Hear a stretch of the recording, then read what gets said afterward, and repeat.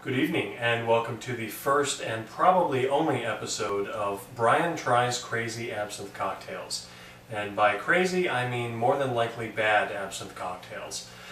Today's version is kind of a take on an Irish carbomb, which is a pint of Guinness and a shot of Bailey's. Drop the Bailey's into the Guinness, drink it before it curdles, so chug it as fast as you possibly can, basically.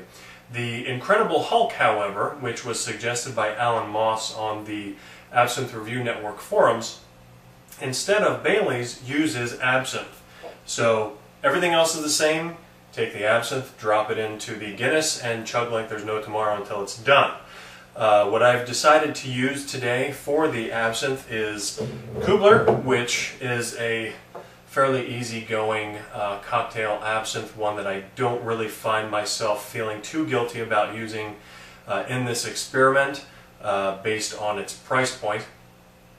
So why don't we go ahead and get started. I've already poured the Guinness, let it settle.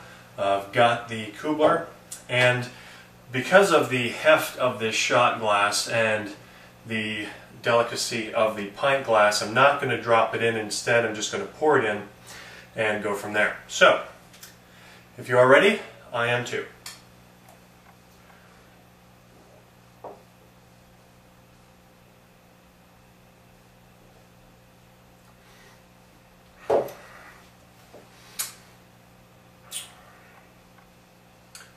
Relative first impressions. Not that bad, actually. A lot better than I had expected it to be.